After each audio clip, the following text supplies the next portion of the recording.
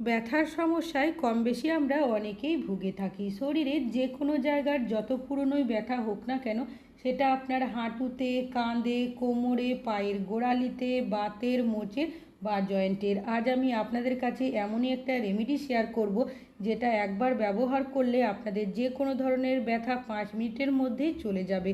আপনাদের যে কোনো ধরনের ব্যথা টেনে বের করতে সাহায্য করবে। তাছাড়াও এই রেমেডিটা আপনারা বাড়িতে খুব সহজে বানিয়েও নিতে পারবেন, এমনকি ব্যবহার করার পদ্ধতিটাও খুবই সহজ। এখানে আমি নিয়েছি লেবু। লেবু এতটাই পাওয়ারফুল, যত পুরনোই ব্যথা হোক না কেন সেটাকে খুব সহজে টেনে বের করতে সাহায্য করে। তবে কিভাবে ব্যবহার করবেন তার সঠিক পদ্ধতিটা জানতে হবে। আপনি যদি পেন কিলার খেয়ে বা ব্যথা দূর করার ক্রিম বা ওষুধ ব্যবহার করে বিরক্ত হয়ে গেছেন, কোনো কিছুতে কিচ্ছু হচ্ছে না, আপনার যদি জয়েন্টের জায়গার মধ্যে গ্রিস শেষ হয়ে গেছে, হাঁটুতে বা কোমরে কটকট আওয়াজ আসছে, তাহলে আজকে আপনাদের এই রেমেডিটা সব সমস্যার সমাধান করবে। সবার প্রথম আমি এখানে অর্ধেক লেবু নিয়েছি। তবে লেবুর ওপরের যে খোসাটা রয়েছে সেটাকে একটা গ্রেটারের সাহায্যে গ্রেট করে নিচ্ছি। লেবুর খোসার মধ্যে এমন বেশ কিছু প্রপার্টিস থাকে, যেটা আমাদের যত পুরনোই ব্যথা হোক না কেন সেটাকে টেনে বের করতে খুব ভালো সাহায্য করে। আর নিয়েছি এখানে আদা। আদাও এতটাই পাওয়ারফুল, আমাদের দেখবেন ব্যথার জায়গার মধ্যে অনেকেরই কনকন শিরশিরানি ভাব থাকে, সেটাকে দূর করতে খুব ভালোভাবে সাহায্য করে। এবার গ্রেট করা যে লেবুর খোসার আদাটা রয়েছে, আমি হাত দিয়ে এইভাবে একটু মাখিয়ে নিচ্ছি। এবার এটা কিন্তু এখন ব্যবহার করব না, এইভাবে রেখে দেব সাইডে 5 মিনিটের জন্য। অন্যদিকে এখানে একটা পাত্র নিয়েছি, আর নিয়েছি এখানে কিছুটা পরিমাণের চায়ের পাতা। যে চায়ের পাতা চা তৈরিতে আমরা ব্যবহার করি, সেই চায়ের পাতায় নিয়েছি। পাতা কি করবে, আমাদের ব্যথাটা অনেকটাই কম করবে। তাছাড়া অনেক সময় হাতে পায়ে মোচ লেগে গেলে সেই জায়গা ফুলে যায়, সেই ফোলা ভাবটাকেও কম করবে। আর নিয়েছি আমি দেশলাইয়ের কাঠি। দেশলাইয়ের কাঠির মধ্যে থাকে প্রচুর পরিমাণের ফসফরাস, যেটা আমাদের অনেক সময় কি হয়, জয়েন্টের জায়গার গ্রিস শেষ হয়ে যায়, সেই গ্রিস ফিরিয়ে আনতেও সাহায্য করে। তো যে লেবুর খোসার অংশটা আগে গ্রেট করে রেখেছিলাম, সেই লেবুর রসটাই কিন্তু এখানে বেশ কিছুটা পরিমাণে দিয়ে দেব। লেবুর রস আমরা অনেকেই খাওয়ার জন্য ব্যবহার করি, রান্নাতে ব্যবহার করি, তবে ব্যথা দূর করার ক্ষেত্রেও লেবুর রসের কিন্তু জুড়ি মেলা ভার। এবার লেবুর রসের সাথে বাকি যে উপকরণগুলো দিয়েছি সেগুলো একটু নাড়াচাড়া করে মিশিয়ে এইভাবে রেখে দেব 1 থেকে 2 মিনিটের জন্য। 2 মিনিট হয়ে গেছে। এবার এখানে দিয়ে দিতে হবে সামান্য পরিমাণের সর্ষের তেল। যে সর্ষের তেল আমরা রান্নাতে ব্যবহার করি। সর্ষের তেল হাড়কে মজবুত করে, এমনকি গ্রিস বানাতেও সাহায্য করে। তারপর আবারও এটাকে ভালো করে মিশিয়ে নিতে হবে। এবার এর মধ্যে দিয়ে দেব আমি সামান্য পরিমাণের হলুদ গুঁড়ো। হলুদ কী করবে, ন্যাচারাল পেন কিলারের মতোই কাজ করবে। আমরা অনেকে পেন কিলার খেয়ে থাকি, ব্যথা দূর করার ওষুধ ক্রিম ব্যবহার করি। তবে যদি আমরা ব্যথা দূর করার ক্রিম ওষুধ ব্যবহার করা বন্ধ করে দিই, অনেক সময় আবারও ব্যথা করতে শুরু করে। তবে আপনারা যদি এই রেমেডিটা ব্যবহার করেন, আপনাদের ব্যথা কিন্তু চিরতরের জন্য চলে যাবে। তাছাড়াও এই রেমেডিটা এতটাই পাওয়ারফুল, বাচ্চা থেকে বয়স্ক যে কোনো বয়সের মানুষ কিন্তু ব্যবহার করতে পারে, কোনো রকমের সমস্যা হবে না। এবার পাত্রটাকে গ্যাসের মধ্যে বসিয়ে দিয়েছি। গ্যাসের ফ্লেমটাকে মিডিয়ামে রেখে এটাকে নাড়াচাড়া করে খুব ভালো করে ফুটিয়ে নিতে হবে, যাতে করে সব উপকরণগুলো ভালো মতো মিশে আসে। তো দেখতেই পাচ্ছেন খুব ভালো করে ফুটিয়ে নিয়েছি। এবার যখন ধোয়ার মতো তৈরি হবে, তখন কি করবেন, গ্যাসের ফ্লেমটাকে একদম লোতে রেখে আগে থেকে যে লেবুর খোসার আদাটা গ্রেট করে রেখেছিলাম সেটা আপনারা দিয়ে দেবেন। আর এটা কিন্তু এর আগে দেওয়া যাবে না, এই সময়ই কিন্তু দিতে হবে। তারপর আবারও কিছু সেকেন্ড নাড়াচাড়া করে এটাকে মিশিয়ে নেব। এবার গ্যাসের ফ্লেমটাকে বন্ধ করে পাত্রটাকে সাইডে নামিয়ে রাখবো, যাতে একটু ঠান্ডা হয়ে যায়, তবে অতিরিক্ত ঠান্ডা করে এটা ব্যবহার করা যাবে না। এবার আমি এখানে নিয়েছি একটা পাত্র, এর মধ্যে দিয়ে দিচ্ছি বেশ কিছুটা পরিমাণে নর্মাল জল। এবার যে লেবুটা সাইডে রেখেছিলাম, কিছুটা পরিমাণের লেবুর রস আমি এর মধ্যে দিয়ে দিচ্ছি। আর দিয়ে দেব সামান্য পরিমাণের লবণ। অনেক সময় দেখবেন আমাদের ব্যথার জায়গাটা অনেকটাই ফুলে যায়, এই লবণ দেওয়ার কারণে কি হবে, ফোলা ভাব অনেকটাই কম করবে। তাছাড়াও আমাদের বিষ ব্যথা দূর করতেও সাহায্য করবে এই লবণ। খুব ভালো করে এটাকেও মিশিয়ে নেব। এবার পাত্রটাকে গ্যাসের মধ্যে বসিয়ে দেব। গ্যাসের ফ্লেমটাকে মিডিয়ামে রেখে এটাকে খুব ভালো করে ফুটিয়ে নিতে হবে।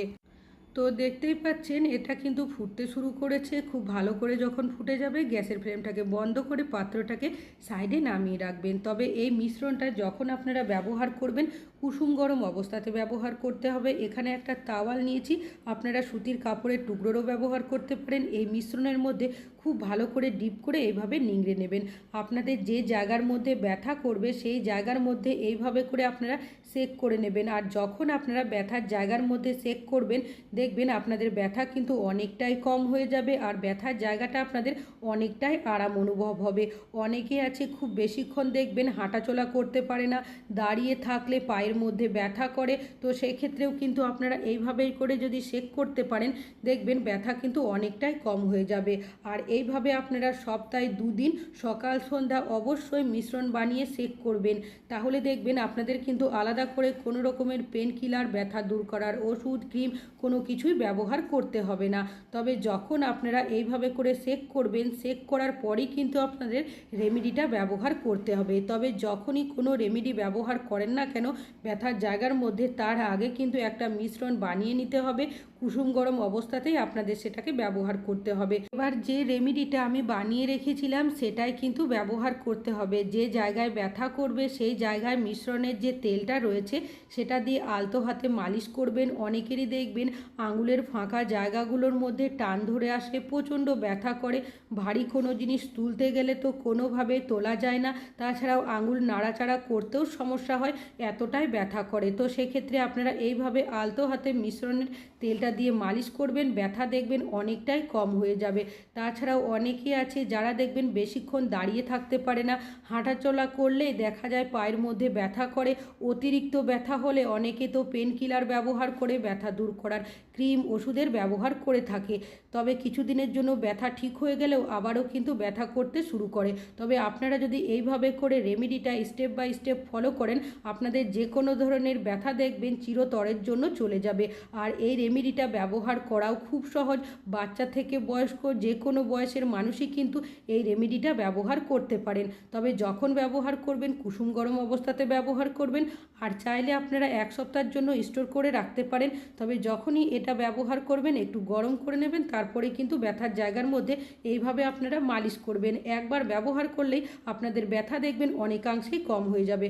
তবে যাদের তুলনামূলকভাবে ব্যথা অনেকটাই বেশি থাকবে তারা কি করবেন, এইভাবে মিশ্রণের তেলটা দিয়ে প্রথমে মালিশ করবেন 2 দিন, সপ্তাহে সকাল সন্ধ্যা 2 দিন এইভাবে মালিশ করতে হবে।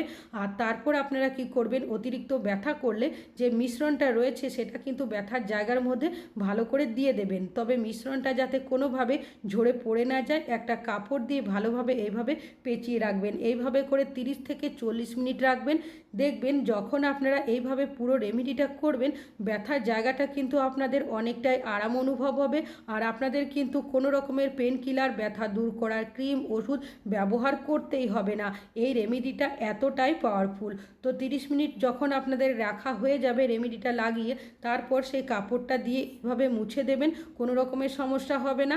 আর যদি আপনারা জায়গাটা পরিষ্কার করতেই চান সেক্ষেত্রে এইভাবে আরও 15 থেকে 20 মিনিট রেখে দেবেন। তারপর কুসুম গরম জল নিয়ে নেবেন, সামান্য আপনারা লবণ দিয়ে দেবেন সেই জলের মধ্যে। তারপর আবারও আপনাদের কি করতে হবে, ব্যথার যে জায়গাটা রয়েছে তার মধ্যে এইভাবে আলতো হাতে মুছে আপনাদের পরিষ্কার করতে হবে। এইভাবে যদি পুরো রেমেডিটা আপনারা স্টেপ বাই স্টেপ করেন, দেখবেন আপনাদের যে কোনো ধরনের ব্যথা কিন্তু চিরতরের জন্য চলে যাবে। আপনাদের কোনো রকমের পেন কিলার, ব্যথা দূর করার ওষুধ, ক্রিম কোনো কিছুই ব্যবহার করতে হবে না। এই রেমেডিটা এতটাই পাওয়ারফুল। চাইলে আপনারা বাচ্চাদের ক্ষেত্রেও কিন্তু এই রেমেডিটা ব্যবহার করতে পারেন। অনেক সময় বাচ্চারাও হাতে পায়ে চোট লাগিয়ে নেন। আশা করছি আপনাদের টিপসটা কাজে আসবে। ভালো লাগলে অবশ্যই একটা লাইক করবেন।